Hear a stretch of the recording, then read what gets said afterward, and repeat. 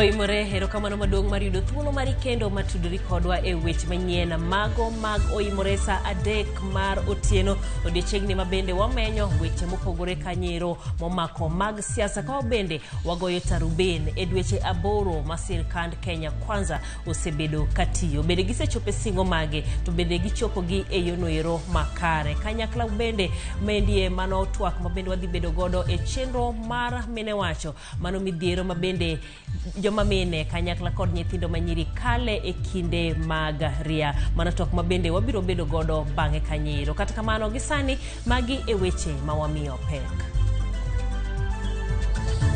Ogai mar Azimio Raila Odinga oseyo jo Kenya Kwanza kuom luar mar twak kolero chung' mar Azimio. Mambo ya ngano, mambo ya habari, mambo ya minji, ndio serikali yetu ya Kenya Kwanza ishughulikie mambo ya guaranteed minimum return. Wamenyo chendo mag piny owacho mar Kenya Kwanza ne jopiny kuom thuolo mar dweche 8 mokalo. The total amount of capitation funds that the government has been able to give for this quarter is 28 billion. Jatend migao mar somo Ezekiel Mashogu osingo ne piny owacho biro chwalo siling bilion 28 ne skunde e juma manyien.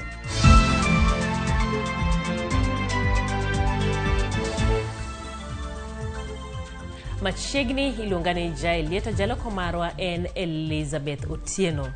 Kamiti mosebet ka choko pacho ganda e wi chenro mar choko osuru ma biro chwal e nyim jod bura mondo okal kaka chik medo romo koda kweda e wi moko kuom osuru moganda ywak ni biro medo pek mar ngima. Mana kaka Edwin Okoth leronwa paro mar jogo osuru mar atamala 3 e wi osach jotije mondo ogergo udi pod ikwedo ka penjo maduong' en kaka kamitino biro ndiko ripode e wi wachno.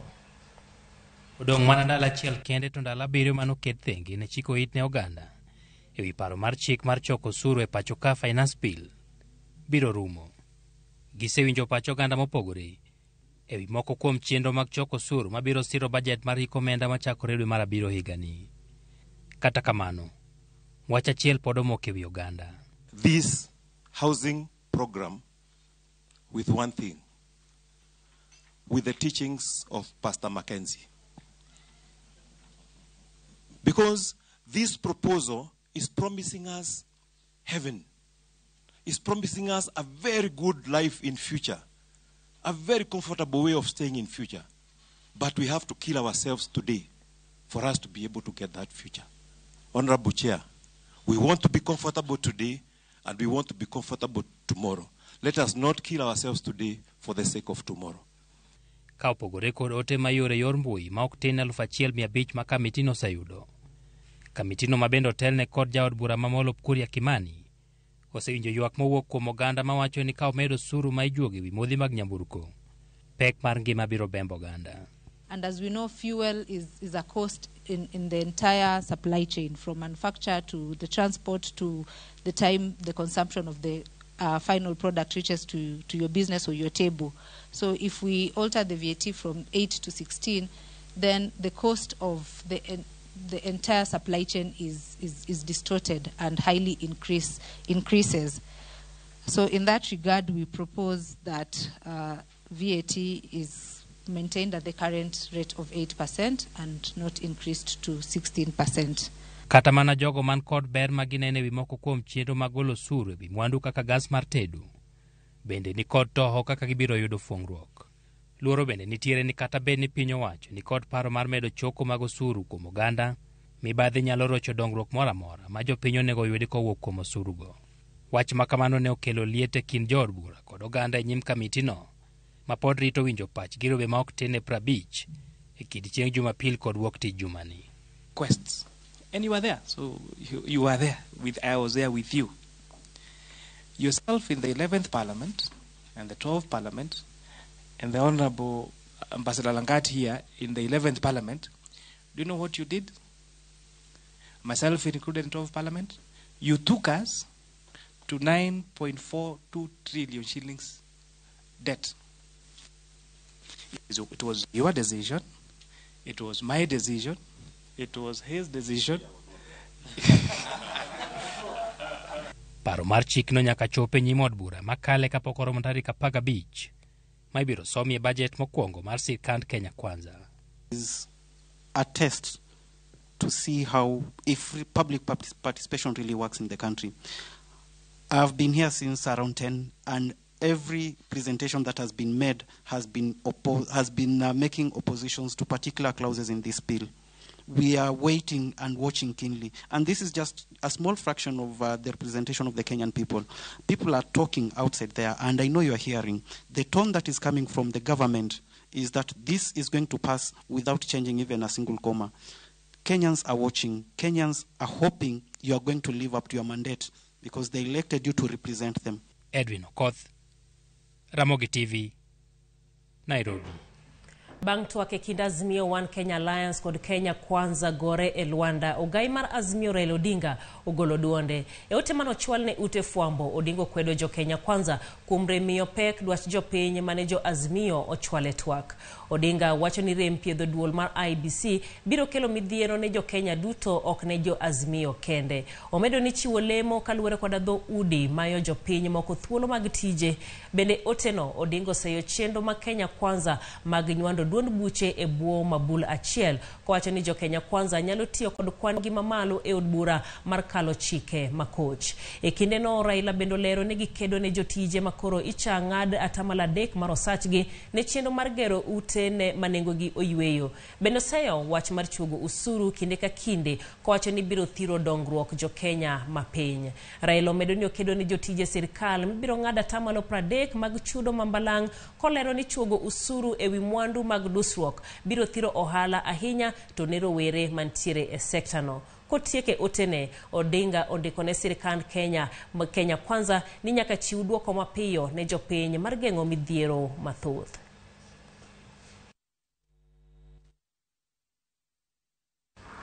E weche somo eni jatend migao mar somo Ezekiel Mashogu osingo ne jatend skunde mapacho kendi ni piny owacho dhi chwalo ne gi omenda mar somo kachop giko juma manyien mano mar konyo gi chwalo chenro mage. Mashogu mane loso e kinde mano lemo skundi nyiri mamukumu girls opoyo jotend skunde mosebedo ka chwalo chenro ma onge pesa mano kwa kuom piny owacho ahinya e dwe mar abich. Osingo ne skundi nyiri no siling milion 10 mano mar konyo gi loso klese mopogore kod dongruok mamoko. Kamano bende onyiso jopiny mondo we chwalo weche ma ok ni kare e wi skundno, kosingo ni migao mar somo oketo chenro makare mar neno ni pi mitiyo godo e skunde duto mapacho ka ni kare kendo onge kwiri moramora.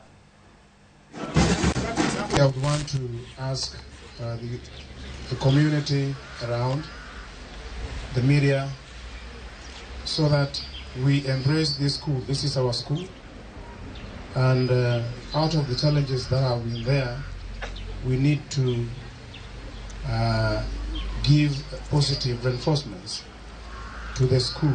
Let us not destroy our school.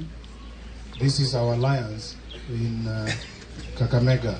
We are also giving 10 million to this school by next week because we will be able to have money available to replace all the asbestos, all the buildings.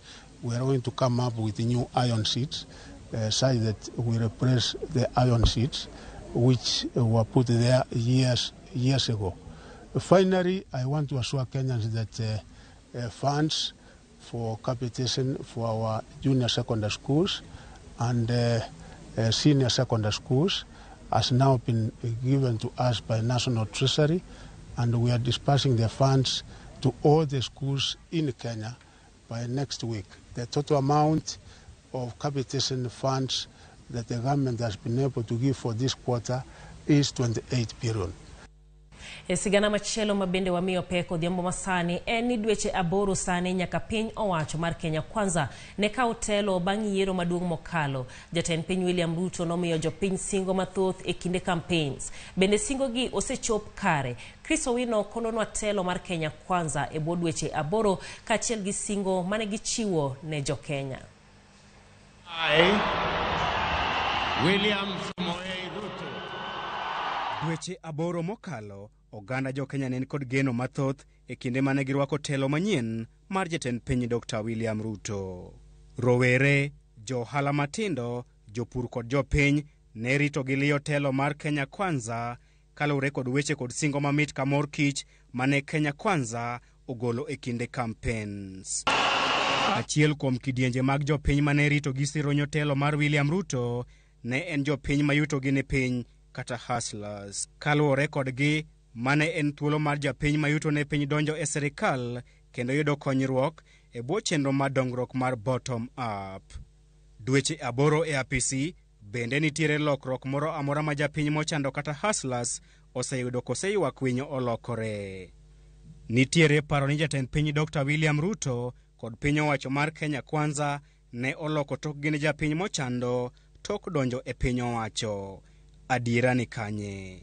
Wan ndalo mane timu mar Azimio ne giwacho ni wan team mar Azimio, ne giwacho ni wan team mar dynasty. Wan wago siasa mar jomonyalo, jomosebedo gi mwandu, families mosebedo kane i power. To gin ne giwacho ni gidwa miyo joma onge nyalo power. To kanyo gikawo loch, nyiwaweyo samoro ka giyiero ministers, ginyalo kawo achiel kuom joma ne piny go mondo giket minister. Waneno ka gionge ngama gikawo. Onge asla achiel mani cabinet.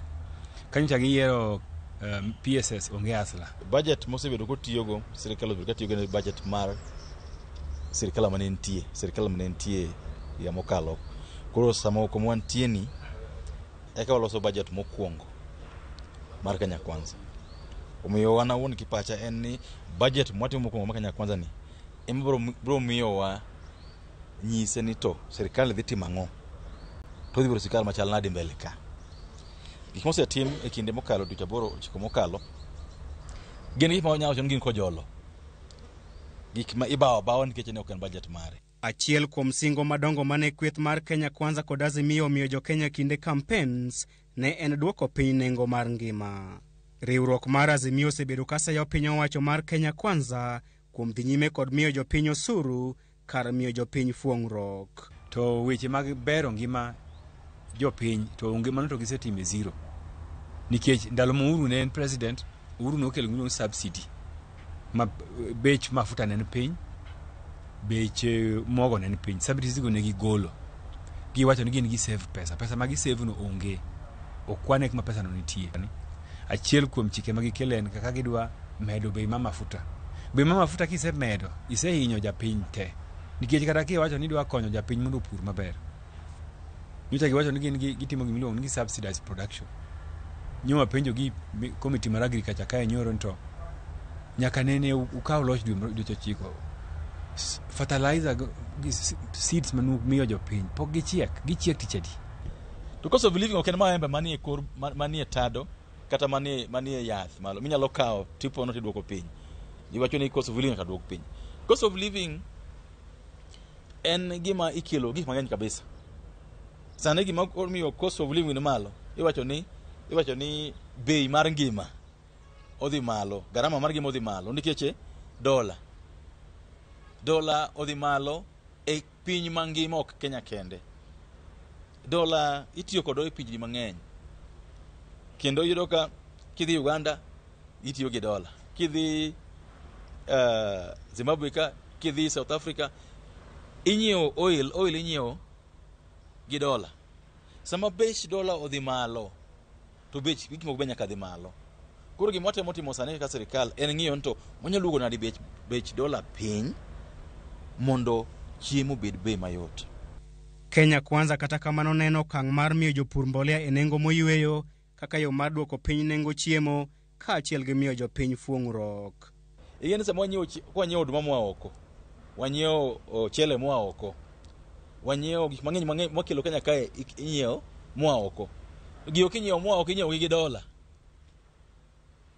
Koro sama dola tin to beche no malo, bech kara manyaka dhi malo.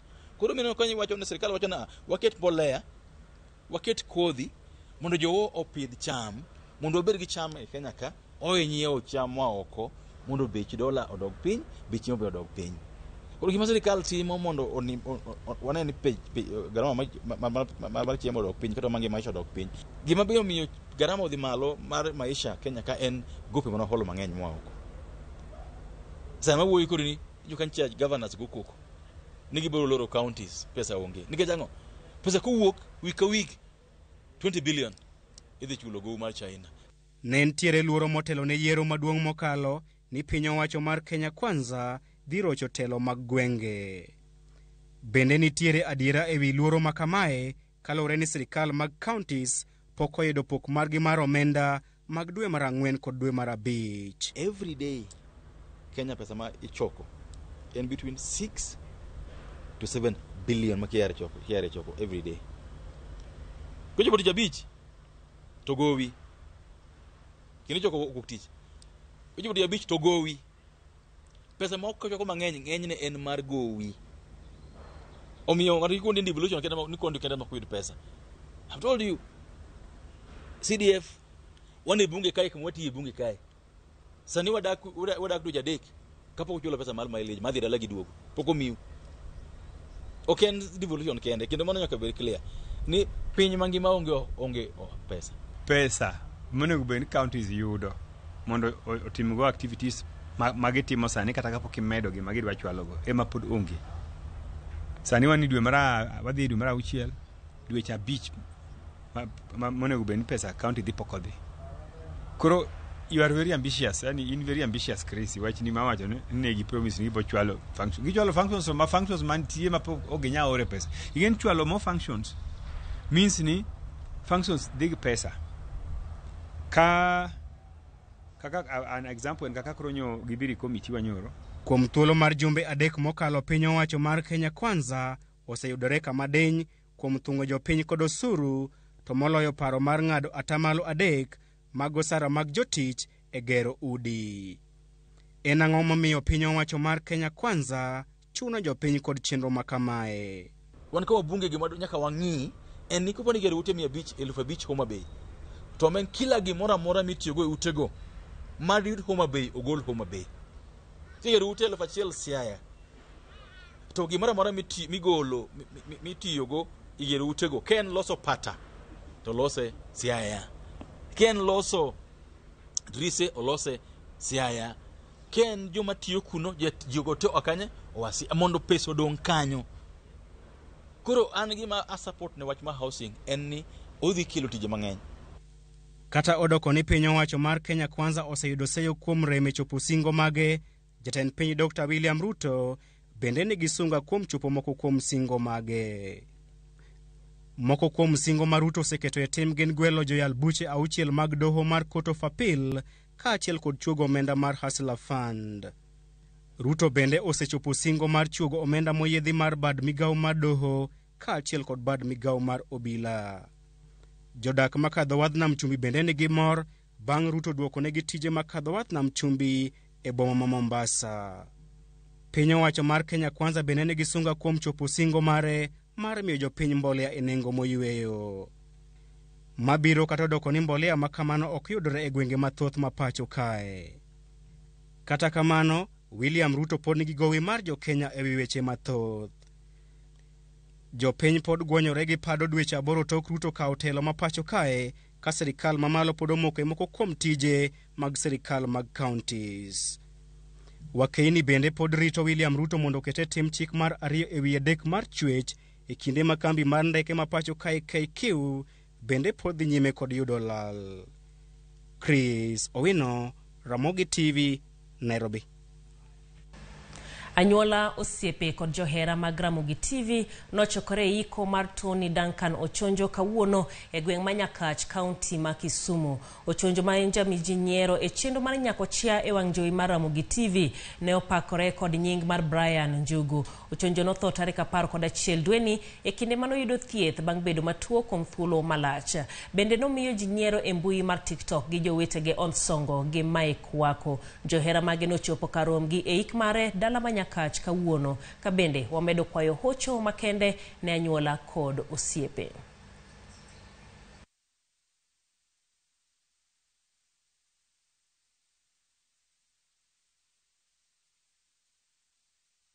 Gikanyero bende wakao godo mana yweyowa mokwongo ka gin dakika 17 mosekalo tok saa 3 mar otieno. Waduogo kuma bende wabiro bedo koda twak marwa mano mar mine wacho mago midhiero mabende yawa kale ahinya nyithindo manyiri kod mine kale e kinde mag ria. Kikidhi mabor, waduogo bang' kinde machuok.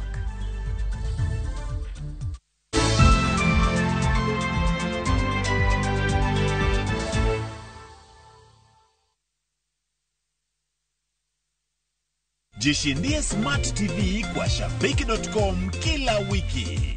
100 bob kwa games za leo, 2 Smart TVs to give out this week. Not for persons under the age of 18. BCLB number 416. Shabiki.com.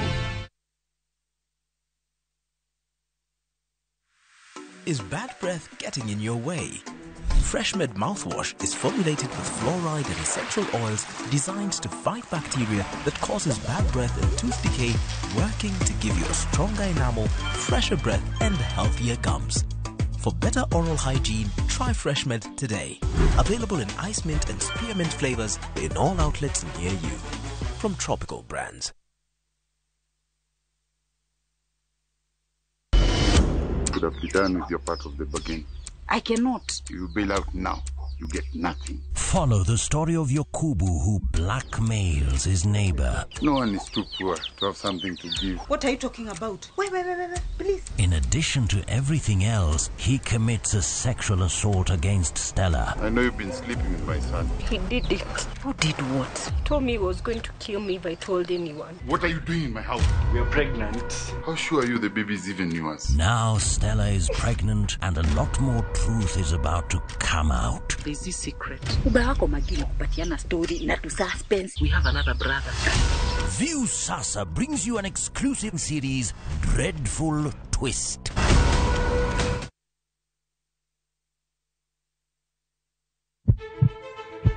Sasa ya mawagamo muya, wayudo ngima. Sasa ya mawayudo rieko, wareso ngima ng'ato. Dr. Satiriosus onego beni lorore, foramen oval onego beni lorore. Penj laktar, kelo ng'eyo matut. Gero ganda gi puonj, mok inyal yudo kumoro amora mag weche thieth. Diwacho ni gima ko yud chon, tinyalo thiedhe ma ng'ato chang chuth. Kabisa. Or ote machuok gi penjo, moluore gi weche thieth. Tudri kodwa e nambani. Kata inyalo ywa tole nambani. Riwri kod Ruth Otieno, wuok tich nyaka tich abich, saa 12 odhiambo, mana e Ramogi TV.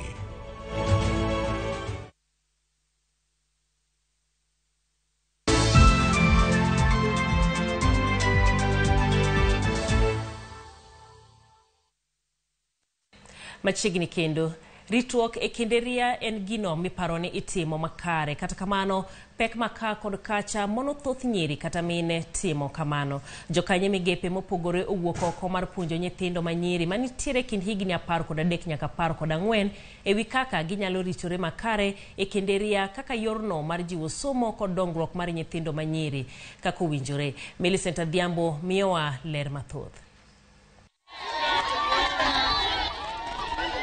Eskun Primary Mamanyata, e ward Mamanyata e county ma Kisumu, nyithindo manyiri omor kod puonj gi sir mane giyudo kotenore kod kaka owinjo giritre e kindegi mag ria. Weche mane wabedo kwa kale kapok oomnwa pads gi.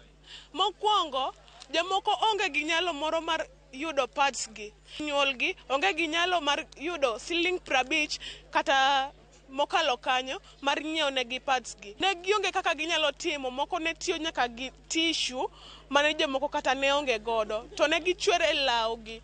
Sani wano yudo pads gi, wano goero kamana ahinya nikech koro wano bro bedo maler to ok bro bedo gi wich kot mora mora. Kama bende e kaka ne gilero moko kuom puonj mane giyago kaka owinjo giti kod taulo mag ria kaka achiel kuom yore mag ritruok makare e kinde ria. Kamae kaka nowacho ni inyalo kete. Ka tija oserumo, inibro gole maber, ibro kunje kama. Nowacho ni kun gicho man gibur inyalo soe kamae. Kata ki menstruate kikibed ni in gi ayib nikech mano gik ma ji kale ka gidongo. Clara Onyango ma en jatend riwruog rowere mar Mr. and Miss Manyata makonyo jiwo dongruog rowere mawuok e kuonde dak mayuto ji ni piny kaka Manyata leronwa gima omiyo nochako chenro mar puonjo nyithindo manyiri ritruok e kinde ria. An gimomiyo nachako chenro ni en ni nikech an awuon an victim. gima kamae kochako nyathi manyako to obedo gi luor moro, obedo shy kendo wiye kuot matek ahinya. Iyudo ka ok onya open up to the closest person, manen kata ka en min gi kata mana family members. Iyudo ka tek kata ka bed ni basic needs nitie to pod yudri mana ka sanitary cha to pod ionge go, to ng'ama dikwa be onge. Adenino ma jahigni 26 oyango ni sama mano timore, ngima nyathi manyako bedo mang'aw mar gamo tuoche kata mana iye moiw e kind midhiero mamoko. Sama obiro iyudo ka nyathi buok ama obiro ka nyathi kia to gi bedo vulnerable be nikech gin nyithindo ma iyudo ka kata basic need no ema en shida mondo yudi. Omiyo mae expose nyithindo manyiri mang'eny nikech African parents ok bed machiegni gi nyithindgi manyiri mondo gi open up. Koro yudo ka en challenge ahinya kendo yudo ka obiro gi gik mang'eny kata mana early pregnancy. Ewi mano, okwa jonyuol mondo bed machiegni gi nyithindgi manyiri manitie kind higni 13 nyaka 15 mar puonjore kodgi kotenore kod weche mag ria e ngimagi. Kuom jonyuol ma ok ni machiegni ahinya gi nyithindgi, an akwayo ni ubed osiepe mantie machiegni ahinya gi nyithindu. Wuo kodgi ging'isu pachgi nikech nyithindo kale gik mang'eny moloyo nyithindo manyirigi. Gikale gik mang'eny ahinya. Ka nyathi ochopo 13 years, nyise gima onego bed nochako expect nikech gini biro. Onya biro chon makata kok ing'eyo unexpected, be onya biro late. Yes, koro onego bed ni wabeta prepared mondo ing'is nyathi manyako osedonjo adolescent. Kambi makeyo pi e kaunti ma Kisumu Kiwasko bende nyobago puonj motenore kod rito ler e kinde ria, ahinya to yore mag wito taulo bang' tiyo kodgi ma ok onjawo alwora. Kiwasko being a water and sanitation company, wang'iyo ni sanitation mar dhano kod alwora bende ler sache duto. Koro wamiyo wacho ni kochopo sama kamae, odichieng' ma kaka wuono waneno ni mondo nyithindwa wapargi mondo wapuonjgi mondo giritre yorno maber.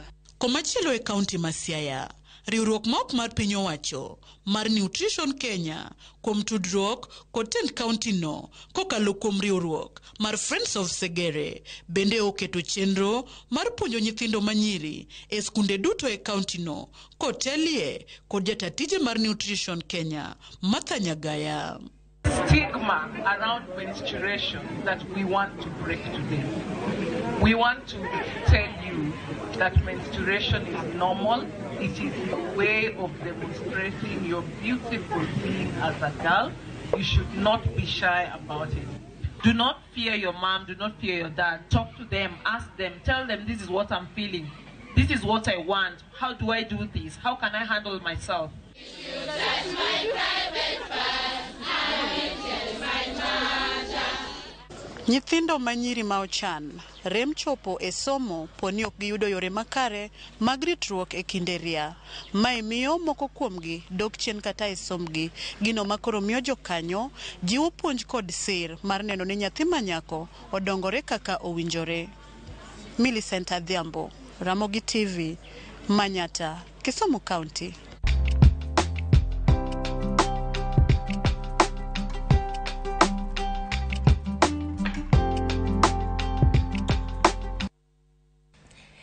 Dhieria pod en sigana ma pod igoyo pacho ka sani kalore koda midhiero maka kod kacha manyiri kod mine pod kale koting'o koso taulo mag ria kuonde mopondo makare ma bende ginyalo loke taulogo.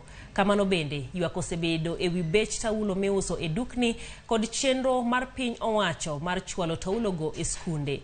Omenda moket thenge ne chenro ne lokore e hik omenda ka hik omenda. Ka bende e hik omenda mag higano 2012 nyaka 2013 piny owacho nochiwo $300,000,000. Mano mar higa 13 nyaka 14 nodok nyaka $30,000,000. Ka bende ochako idho kendo e hik omenda ma higa 2017 nyaka 18 nyaka $470,000. Nyiri e kuonde dak mopogore bende kale pek mag ritruok kod akwede. Mae sigana wa odhiambo makawuono e mine wacho ka watwa kod Lydia Achieng' ma bende en jata chenro mag weche nyithindo manyiri e kadak ma Kibra mano kokalo e riwruok mar Polycom Development Project. Oimore machiegni. Oimore. Ineno kanyero sigana ma ogo kanyero ino ne nyithindo manyiri ka bende wuoyo maler kabisa e wi weche go mag ritruok e kinde ria. To ahinya nyaka wuono odani mondo wang'i weche mamoko. kanyo wagoyo kwana ewi omenda mabende piny owacho osebedo ka keto mar chwalo taulogi e skunde. Nen paro maber. Be neno ka en gima dhi nyime makare koso?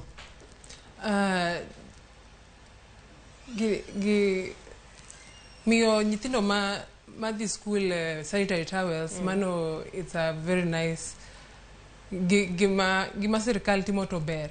Lakini wasebedo kwa samoro omenda ni ok yudre, samoro to yudore. Mano omiyo the consistency ok bed maber. Koro omiyo nyithindo manyiri moko nyamiso school nikech iga achiel ka wantiere gi pesa moketi mar sanitary towels to iga moro to onge.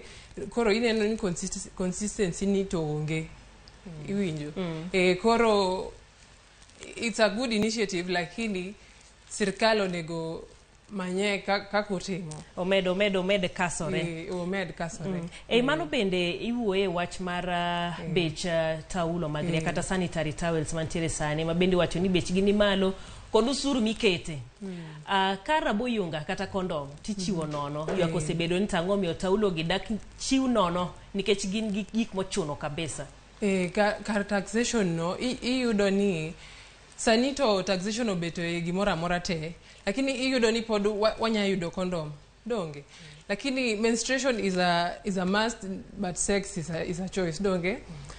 Koro kimedo bech gik moko gi, wan kaka joma miyo wathagore nikech wadwa chiemo kendo nyaki dhieria. To kidhieria to nyaki tigi taulo gi. To taulo gi be yudo ka taxation obedo maduong' to ng'ato nya parapara ni mondo nyiewa chiemo. Kasto obo tiyo gi yore mamoko go kare obiro. Ng'ato nya tiyo kata gi okao kitamba moro to tiyo go, to mano nyalo kelo infections. Tuoche mikelo gi chilo. Ineno. Mano is a very big challenge. Nikech ingeni mano bende, nikech naneno kata e riwruok maru uchako chenro mar loso taulo gi. Aneno ka kuonde mopogore opogore nitiere taulo ma bende iloso mag kinde riagi eki. Mendi dibedi ni nikech bei mamalo mag miuse duka gi. Kaka Polycom nwafwenyo ni nyithind school miso school ahinya. Koro nwakawo initiative no mwaloso sanitary towels. Mwamiyo nyithind school watiyo gi skunde 50 e Kibera. Koro wamiyo ga nyithind school gi sanitary towels mondo at least okonygi. Nikech nitie jonyuol ma ok nya nyiewo nyithindo gi sanitary towels. Nikech obe odwaro sanitary towel, samoro be chiemo be onge. Koro pesa betin. Pesa betin. Koro pesa matino moyudo onya nyiewo go chiemo. Kasto sanitary towel nyithindo gi nyadhi manyo kumoro nono. Omiyo Polycom wakawo initiative ni waloso sanitary towel to wamiyo nyithindo gi nono e skunde mwatiyogo. Kata kiny ma en menstrual hygiene day, wadhi miyo jo Kibera, wadhi miyo gi pads nono. Wadhi wuotho e Kibera, place miluongo ni Soweto. Kaka mentors ma Polycom wadhi wuotho gi pads gi, kasto wamiyo jo Kibera. Mano koro ken mar jo school. Mano koro ken jo school. Lakini wabo miyo adolescent girls ma ok wachop gan gi e school nikech Kibera be skunde ng'eny. Skunde oloyo 50. To kwanya chope ye gite. Ingeni sama iwacho ni ntiere nyithindo manyiri moko makoro gineno nen gi nikech ok nya nyiew negi, gibede gionge pesa mar nyiew taulo gi. Koro gidhi manyo yore mamoko mar yudo gi. Bende osenyuolo weche mag iye momondo, keny momondo e kind mamoko. E Kibera machalo nade? E Kibera be gini be timore e Kibera. Nitie nyiri ma kia kuma ginya yude sanitary towels. Nitie nyiri ma ok nyal loso gi wuonegi mondo nyiew gi sanitary towels. Nitie nyiri ma odak gi wuonegi kende to gionge gi minegi. Manyiso ni giluor. Yeah, manyiso ni giluor. Omiyo sama wadhi ga mentorship e skundegi, watemo ga nyiso ni nyithindogi. Ko kionge mama ni tinya nyiso baba ni. Ok ochuna ni mama ni kende emanya nyiew ni sanitary towels. Nikech baba ni be ong'eyo ni wan kaka nyithindo manyiri wadhi ga area. To they should just feel free to ginyiso gi. Oking'e ni thoth wuone bende bo wacho ni dilos gi minu kata dilos gi nyaminu kata wayu moro. Gineno ni maendi en ting' mar ng'ama miyo, koro ng'ama miyo kende ema nyale. Wach mar involvement mar joma chuoni chalo nade? Wach mar involvement ne wachako loso gi nyithindo ma yowuoyi. Sani Polycom be watiyo gi nyithindo ma yowuoyi. Watemo nyiso gi ni wach ni ok en wach nyiri kende. Gibende ginya konyo nyiri. Ing'eyo ni ka ng'ato oneno ni ijalie, obe otemo embrace whatever is happening. Ineno. Koro nyithindo manyiri kata wuonewa kata nyithindo ma yowuoyi, kikune ni ria en gima is for ladies only. Ineno. En gima ber ni sani Polycom ochako initiative mar loso gi nyithindo ma yowuoyi, puonjo gi kaka nyithindo manyiri ngatie, to puonjo gi kata kaka riadhiga. Ing'e ni ng'ato bo penjore, nitiere dichuo moro ma bende winjo wako kanyo, koro bo penjo ne to koro ang'eyo mondo atim ang'o, information obiro konya nade. By the way, wayudo ga nini chuo ma penjo waga kamano. Ing'eyo ni kila ng'ato nigi miyo dong. To kila ng'ato ma nigi nyamin nigi dong. Ing'eyo kaka dichuo king'eyo information machalo kama, ibende one day inya yudo nyathi. To nyathini ikia kata mama gi bobedo kano kata baba gi kata ok bobedo go. Iwinjo? Koro ka mama gi onge to ng'ama konye. Nyathini nya kethore to en lweti. Iwinjo? Samoro be jirani ok nya konyo ni nyathi, ok nya miyo jirani nyathini te. Ibende kaka ng'ama wuon itema ting'i ang'eya weche gi. Nikech ibo bedo gi nyathi, min nyathi be samoro nya koso. Koro konyoru. Obedo wach mar konyruok. E wach mar ler, aneno sigana no bende nitiere nyithindo moko kanyero ma bende wuoye e wach mar ler. To e ler kendie obiro e kidienje mopogore. Mokwongo e taulo mitiyo godo, kaka itiyo kodgi, kanyakla kod kuonde mitiye kodgi. Ma inya nyiswa ang'o? Duog na penjo. Mano kanyero sama wang'iyo wach mar hygiene. Kaka gitiyo gi taulo mag ria. Manyiso ni kaka iloke to iloke didi. Tiwite kanye. Kaito nitiere bende ing'e ni sama ine dwe bende wach mar luok. Manyiso ni pi maler bende nyaka bed ni itiyo godo. Iyudo ni nitie kuonde moko ma onge pi dong. To nitie kuonde moko ma choche be ok ber dong. Koro kikoso pi to mano nya kelo ni infection, tuoche mikelo gi chilo kata ka sanitary towels kamae. Dogi ka nyako obedo gi sanitary towels for longer bende nyalo miye tuoche. Kobudho gachiel. Kata kikoso pi maluok, ing'e nyako kinie ria to nego iluokri diriyo karach. Mano e kaka ber, nikech kine ria to kare mowuok tinya kata golo aruf moro. To gineno. Okay, erokamano ahinya. Wach moro bende nowuok e kuonde dak ma bende ji yuto gine piny kaka Kibra, e wach mar iwacho choche ma bende ji tiyo godo ma bende ok ler ahinya. Kanyakla kod yuto mag ji. Nikech e choni emidwa ni mondo idhi ti godo kata bafu, unge kata bafu moro maber, koro uchulo pesa mondo idhi e baf. To mana kaka iwacho, wang'i nyiew chiemo, wang'i nyiew taulo, koso wang'i chul baf mondo ng'ato odhi oluokre. Koro kendi ng'iyo ni to mane ma wadich godo ahinya, mang'eny ne iwacho ga ni we ji ochiem en mar ji te. Adier to chiemo to is more preferable donge. Koro idwa kawo pesa midwa dhi chulo gocho koso idwa kawo pesa mondo idwa idhi chiem. Nikech samoro be inindo kech tidwa dhi echo. This leading to iyudo ni sanitary towels okere kumora mora te to jiwito gi kumora mora nikech choche gi ichulo. Ko kichulo kionge pesa titimo nango. Nikech inyiewo sanitary towels samoro be kidwa dhi chenjo to be ochuno ni nyaki chul. To be privacy ni onge ot. Inya yudo ni ntiere udi moko ma onge gi privacy. Udake ot achiel. En room achiel, tudak baba, tudak mama gi nyithindo te. Koro privacy onge. Privacy iyudo mana ichu. To choni be ichule. Koro bedo very big challenge. Isani gi higa mabende wantiere sani. Ineno ni kaka wadhi nyime nikech masigana mabende wagoyo higa ka higa.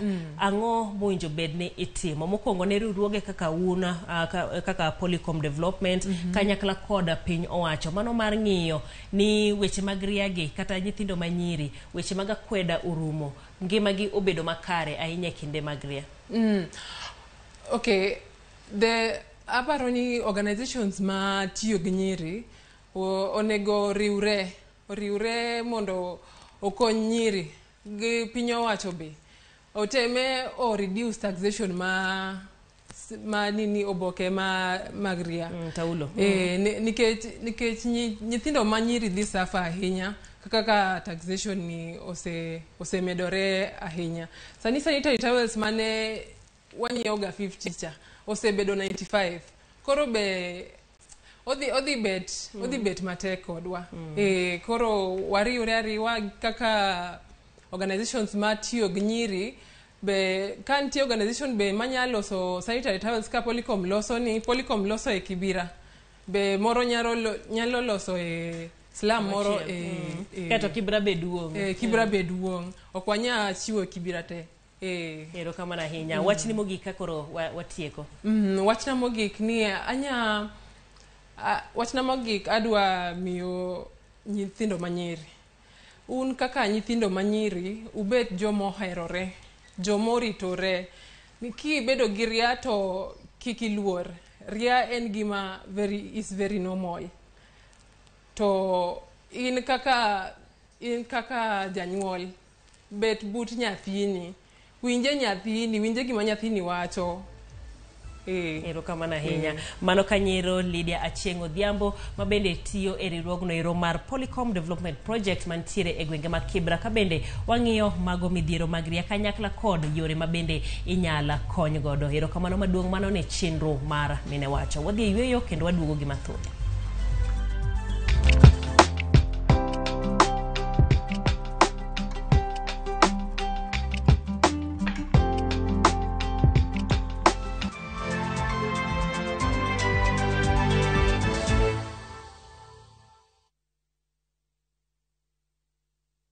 Jijenge na shilingi 1500 guaranteed kila wiki kwa kucheza Kaende Jackpot. Shiriki kwa kutumia 50 bob pekee, cheza na Autopic kwa kutuma neno KJP kwa 29063. Not for persons under the age of 18. BCLB number 416.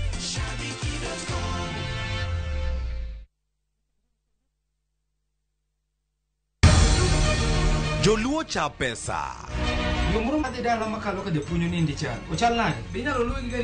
Jo-town noduogo dala to giting'o kit oganda mag jo-Nairobi. Karibu donge. Ne kaka jo-town chandore dala. Bwana okanyal lumu mateka kuma jini. Nyatiyo gi pesa na te bwana. Kik nyiero kod drama e tugo mar jo-Nairobi bai. Duok pijo Nairobi go. Duok idhi tuom piendo kumimo dhega piny. Winam Cinema. Chieng' Jumapil, saa 1:45 otieno.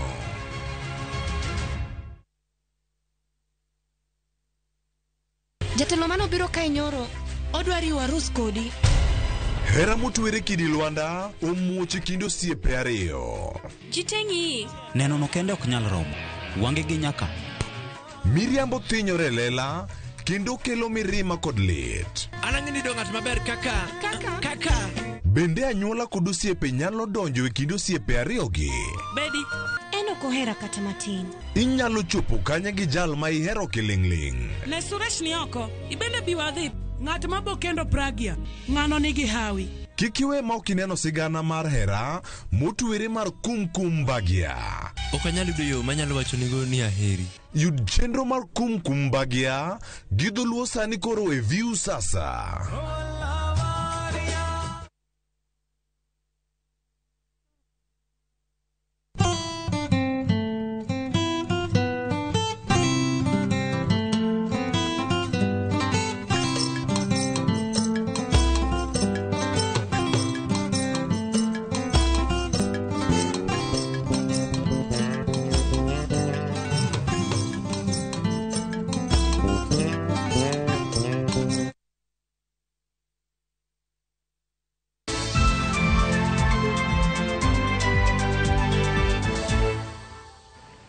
Machiegni kendo jopur mag oduma e gwenge mag Sagama sub county Manyatike ywago lal kaluwore koda lee mag bungu moting'o ong'eche koda kachiel kod ogwang' masani omonjo puothegi kendo ketho oduma. Jopur go koro ntiere gi luor ni gidhi bedo gi kech ni mar lego koro orocho keyo margi. Jojuma negi sigana no.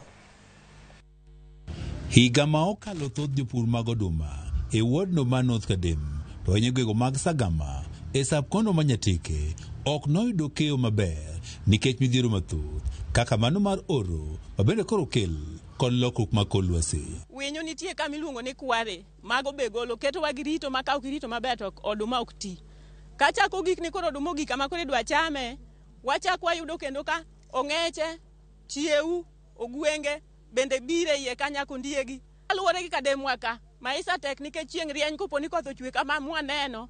To warito ni mondo mi obi okonywa. Kata ben ni thoth jopur ne odok dala kod lwetgi nono, chunygi ok ne otho kod pur. Ka higani ng'enygi ne omedo pur mondo gine ni gibedo kod chiemo moromo e kindeni, bende kod bech oduma koro dhi malo.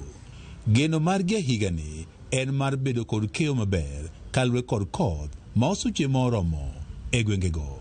Kata kamano geno gi koro dok piny kaluwore kod monj mag lego mag bungu ma oting'o ng'eche kaachiel kod ogwenge ma nyaka sani koro ketho odumbgi. Legi tiekowa e yor cham, e yor chamo jambwa mwapidho machalo rombe, diek kaachiel kod gwen gi mako. Chiemo gotieno ma ok inyal nenogi kidhi e puodho gokinyi tiyudo ka puodho odong' duk, oduma oridhi oket piny. Giwacho ni thothgi oketo mana geno gi duto e pur mar oduma, ka bende gintiere kod luoro ni dek gibed kod pek e chulo kata omendano ma somne nyithindgi kok giyudo keyo maber. Ageno ni kanyalo yudo oduma, nyathi ka nyathi atero nega oduma gundi 4 kuom nyathi ka nyathi nikech apuro eka 6. Kuono aneno ka nyathi kata achiel ok bi romo nikech ong'ero sechamo te. Iga mokalo ne gichendo to ka nyaka ko sani to koro watgi luongo jowetegi nyaka ma uyoma gibirogo. Wang'eyo adieri ni e pinywa mar Kenya nitiere kech kabisa, kendo kejni osebedo ka chamo ji. To ka koro jowa osepuro malich machal kama, to da ok ber ka koro le ma sirikal nigi teko kuom rito nyalo biro mondo keth cham jowa machalo kama. Jopur gi koro dwaro mondo koro duolno ma ochung' ne lego mag bungu koro kaw okang' mowinjore. To kwa dhi nodhi ritogi, giwinjo mucho ok gibi. To kwa dhi mier to gichamo gimigolego. Koro yudo ni le minyalo riti kod KWS koro we kwaya tieko chamb jopiny. But what I can assure, hii area ni kubwa. We want a communication with the elders and chief to give out information.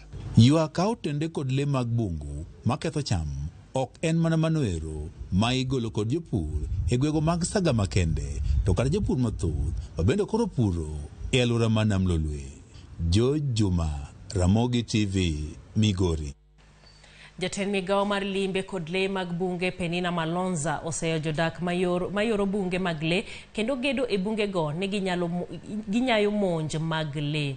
Malonza wacho ni oganda onego luor kiewo mag bunge mabendo tingo lee kaka yor duoko chien lwenje e kind dhano kod lee go e gwenge ma Kibwezi. Jatend migao noero nenore ka gima duoko kamishona ma Makueni William Kaimba mane dwaro ni piny owacho keto kenge mag reso jopiny kod mwandugi kuom monj mag lee. Malonza ne loso Makueni kama noyango chenro mar nyiso kido kod timbe oganda kaka yo mar bero chenro mag limbe.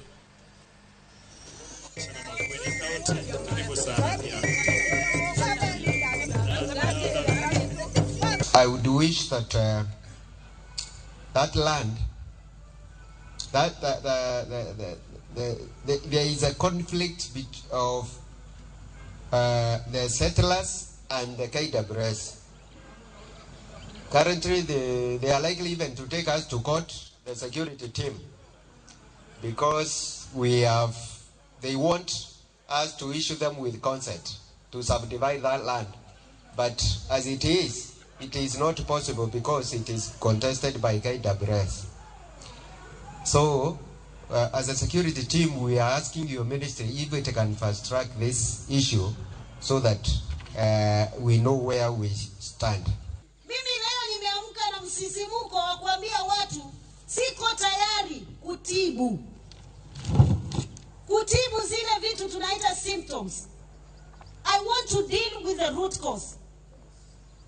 Kama ni mambo ya hao wanyama mnaoniambia, what is the root cause?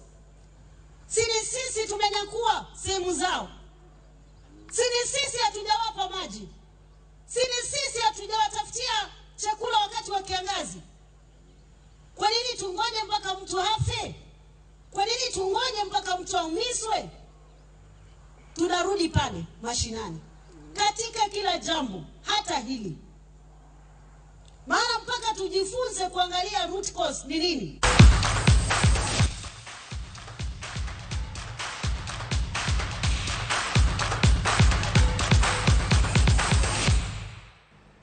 Wadonje pau tuke kumati mar mine mar Vihiga Queens kawuono no sidho simbo mar league mar mine pacho kae mong'ere kaka FKF Women Premier League. Maendi en tok Diamodhi gi Gospel Ladies gond achiel e tugo mar league manogo kawuono. Okombe no nomege gi jakom FKF Nick Mwendwa. Kapten mar team no Maslin Wayodi no nyiso mor mare kowacho ni sani koro gikore dhi chung'ne Kenya e tuke mag Afrika ma ugwe gi madiere mano mong'ere kaka Sekafa. Kata kamano onge mich mar omenda chenga ma giyudo.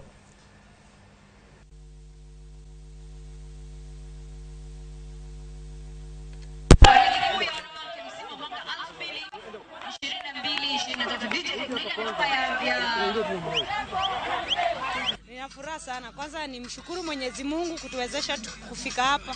Haijakuwa rahisi, lakini kwa bidii wachezaji na management wetu tukamake kwa washindi siku ya leo. Ninafuraha. Kimazoezi. Hapo maybe management wakielezea, lakini sisi kitu tunajua kama sisi wachezaji ni kutia bidii zaidi, maana pale tunaenda kushindana na champions pia. So ni double effort. Team mar Thika Queens noloyo Zitex Parks gola achiel kuom nono e round mar 22 mar league ma Wakeini kawuono. Tugono nogo e alap mar Police Sacco ma itimore kata kobedo ni joloch mag liga oseyangi. Stella changa wa kwanza na mwacha chini akilamba nyasi kule, bado Stella Gambo na mpira ule piga save ya maana, goalkeeper Consolata Irungu shanda kwa mara nyingine tena yupo Pure Aluku anachanga za maudhi, anamgeuza mtu hapa fanya haya maumivu hapa kipa huyu Consolata Irungu. Mashindano ambayo yataandaliwa kule maeneo ya Ivory Coast ama ukipenda Cote d'Ivoire kule baadaye tu mwishoni tu wa mwaka. Haya badilisha ngozi ile Catherine Kiride, Stella Gambo atafanya nini? Stella Gambo fanya save lakini anafanya nini hapo? Funga goli baadaye tu mwishoni tu wa mwaka. Haya badilisha ngozi ile Catherine Kiride, Stella Gambo atafanya nini? Stella Gambo fanya save lakini anafanya ulia hapa. Stella Gambo katika njia nzuri, Stella changa wa kwanza na mwacha chini. Tuke mag basketball manogo e paw tuke manyayo tim mar KPN oloyo Equity Bank okapu 62 kuom 53. KPN ochako maber e tuke go eko kochakore e firimbi mokwongo, to kata nobedo ni Equity noteme tielo mar 2, KPA ema notieko kaka joloch. Erratic there. Electric goes all the way, and what a bucket! What a bucket by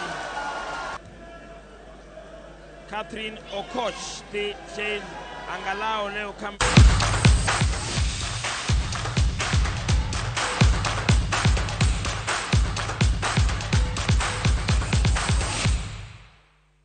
Kanyo bende hema watieko godo kata watieko godo chendo ni mano mara Oimore weche manyien mag Oimore kama ne Daddy Wood Samson kantiere game Barkalare.